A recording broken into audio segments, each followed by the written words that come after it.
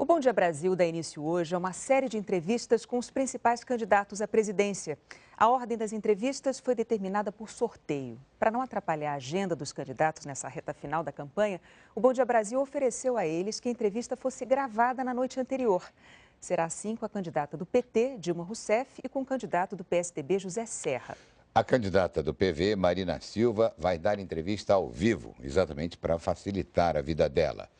Nós agradecemos a sua presença, candidata. Bom dia. Bom dia, Renata.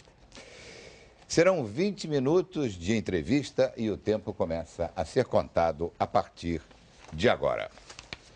Candidata, a senhora promete criar educação em tempo integral, escolas com laboratórios, computadores, bibliotecas, alimentação. E os economistas dizem que seria preciso gastar 10% do PIB durante 10 anos para conseguir tudo isso. Hoje, esse investimento está em 5%. Não é prometer o que vai ser impossível de se cumprir em 4 anos? Não, Renato. É uma questão de prioridade. Até porque quando eu falo educação em tempo integral, é diferente de escola em tempo integral. Educação de tempo integral é você mesmo na escola normal de um período, você combinar com outras atividades pedagógicas, onde a criança pode ir a museus, bibliotecas, visitar parques, comunidades, e assim ela está sendo educada por outras práticas que não necessariamente na sala de aula. Talvez seja esse o equívoco que as pessoas estão identificando, que na verdade não é. Não é escola de tempo integral, é educação integral. O processo de ensino-aprendizagem pode se dar de uma forma mais abrangente que o tradicional cuspe-giz dentro de sala de aula. É isso que eu estou inovando. E o que eu estou dizendo é que é perfeitamente possível sair dos atuais 5% do PIB investidos em educação para 7% até o final de 2014, começando já em 2011. Para isso, a gente tem que melhorar a qualidade do gasto público e evitar desvios de verba pública, como aconteceu no caso do Amapá, que estão roubando o futuro do Brasil 2 vezes, nos recursos públicos e no futuro das crianças. Pois é, candidata, a senhora mesmo acabou de dizer, ou seja, promete gastar mais, né? Aumentar de 5% para 7% os investimentos em educação e, ao mesmo tempo, a senhora defende a austeridade nos gastos. Para a conta poder fechar, exatamente da onde a senhora vai tirar dinheiro para isso, para a educação? Evitar o desvio dos recursos públicos, Renata. O que acontece no Brasil... São 18 bilhões de reais a mais, candidata. Mas preste atenção, Renata, é uma questão de prioridade. A gente conseguiu capitalizar 180 bilhões no BNDES para investir em algumas empresas e sem critérios transparentes. Estão dizendo que vão fazer um trem-bala que daria para dobrar durante 1 ano os recursos para a educação. É uma questão de prioridade. Nós vamos priorizar a educação. Nós estamos vivendo um apagão de recursos humanos. Um país não vai a lugar nenhum se não investir em conhecimento, tecnologia e inovação. Ainda temos 15 milhões de jovens analfabetos. Cerca de 40% das nossas crianças entram no ensino fundamental, mas não chegam sequer à 8ª série. Isso não é aumentar gasto, é aumentar o investimento naquilo que de fato faz a diferença. Gerar igualdade de oportunidade para que esse país possa fazer jus às imensas oportunidades que ele tem. Sem investimento em educação, a gente não chega a lugar nenhum.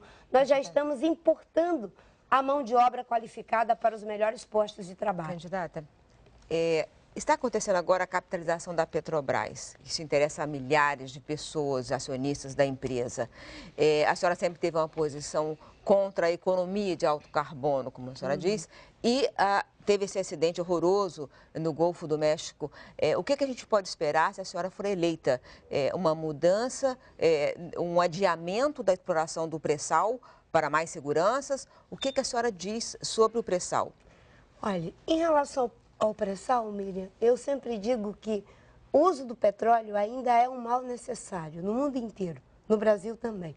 Agora, o Brasil é o país que reúne as melhores condições para dar esse salto de mudança de energia fóssil para renovável. Então, a capitalização é importante e nós devemos fazer os investimentos para que a exploração tenha as melhores tecnologias para evitar acidente, como no Golfo do México, evitar emissões já na exploração e uma parte dos recursos. Mas mantém a exploração do pré-sal. Mantém a exploração com segurança. Isso é fundamental.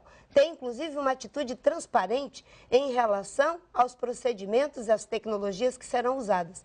E eu proponho que se estabeleça um comitê científico de acompanhamento independente da sociedade civil, que as instituições de pesquisa, de forma independente, possam acompanhar e auditar sempre que acharem necessário o que está sendo feito, exatamente para evitar acidentes como o do Golfo do México. E uma boa parte dos recursos seria investido em tecnologia, inovação, para que a gente substitua no mais rápido, curto tempo, a questão do uso de combustíveis fósseis. Não é? Eu sempre repito uma frase inteligente de um diretor do Banco Mundial que disse, não é? Nós saímos da idade da pedra, não foi por falta de pedra, foi porque encontramos outras práticas. É preciso sair da idade do petróleo antes que o petróleo acabe com a idade do planeta. Candidata, eu vou insistir nas promessas. A senhora propõe investir em saneamento básico 20 bilhões de reais por ano durante 10 anos. Mas o mandato é de 4 anos. O que é possível fazer em 4 anos? Em 4 anos é manter essa proporção, Renata. Se nós quisermos resolver o problema de 80% da população que não tem esgoto tratado, é um absurdo uma coisa dessa. Só 13% dos municípios têm aterro sanitário. A maior parte, a outra parte, são lixões. Se nós não fizermos esses investimentos estratégicos, nós não vamos melhorar a qualidade de vida da população. De que forma a senhora vai fazer esses investimentos objetivamente? Nós vamos evitar o desperdício do gasto público. Existe muito desperdício. Eu vou criar um sistema transparente de acompanhamento da gestão pública. São cerca de quase 5% do PIB que é drenado em corrupção. Se nós criarmos sistema de acompanhamento transparente, um Estado profissionalizado, nós vamos evitar o dreno da corrupção. Quero também que a gente possa imaginar que é possível uma gestão que não se orienta pelo fisiologismo do aumento de cargo, um Estado profissionalizado, mobilizador. Durante 4 anos, eu quero priorizar os investimentos estratégicos para que o Brasil possa viver com dignidade. Agora, isso não é promessa, Renato. Isso está no programa de governo, numa plataforma, que, diferentemente dos outros candidatos que não fizeram isso, o governador Serra apresentou um discurso, a ministra Dilma várias versões. Sabe por quê? Porque eles não se prepararam para debater o Brasil. Se prepararam para o embate. E tem mais. Na minha plataforma de governo, o que eu estou dizendo é que nós vamos trabalhar esses recursos priorizando as áreas estratégicas. Por quê? Hoje as pessoas acham perfeitamente normal os investimentos que já estão no PAC. Agora, é bom pensar que durante 8 anos de governo do presidente Fernando Henrique, foram investidos apenas 10 bilhões de reais em saneamento. O que era para ser feito em 1 ano foi investido em 8 anos. Pois é, candidata. Então, falando em dinheiro e impostos, a senhora pretende aumentar a arrecadação criando as chamadas taxas verdes. A senhora vai aumentar os impostos? A carga tributária já está tão alta. Não tem como você dizer que sem aumentar impostos, O que seriam essas taxas verdes? As taxas verdes é você imaginar que existem determinadas atividades que são altamente danosas ao meio ambiente. Se você quer fazer uma termoelétrica, você vai ter que pagar o preço das emissões de CO2. É para que a gente possa educar e incentivar que os investimentos possam ir para as práticas renováveis. Petróleo tem, então, taxa verde? No caso das termoelétricas, sim. E, por exemplo, se você vai fazer uma eólica, você pode ter, inclusive, incentivo. E hoje o custo da eólica já é mais barato do que de uma termoelétrica. É uma questão de pensamento estratégico. Candidata, são várias propostas que custam muito. E o seu partido, por exemplo, não fez alianças nacionais. Como é que a senhora espera conseguir apoio para fazer todas essas mudanças que a senhora... Apoio no Congresso e apoio político para fazer todas essas mudanças que a senhora está enumerando? Olha, Renato, eu... talvez seja a única candidata que pode fazer essas mudanças. Porque eu não estou presa às velhas alianças, aos atravessadores da política. E eu estou dizendo claramente que se ganhar eu vou governar com os melhores do PT, do PMDB, do PSDB, do PDT. E vou conversar diretamente com aqueles parlamentares que se mobilizam por programas. Vou compor a minha base de governança e os cargos do governo que precisam ser preenchidos com os melhores.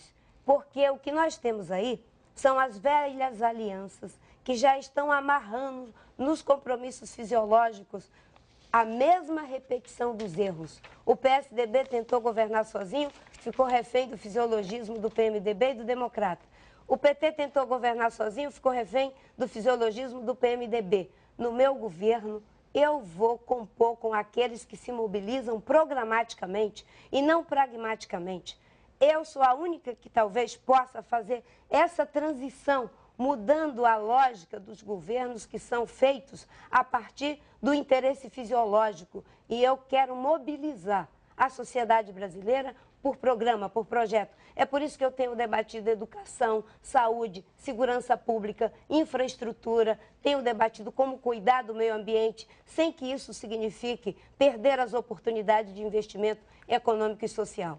Candidata, nós chegamos à metade da nossa entrevista, por isso nós vamos fazer aqui agora um breve intervalo e voltamos já com a segunda parte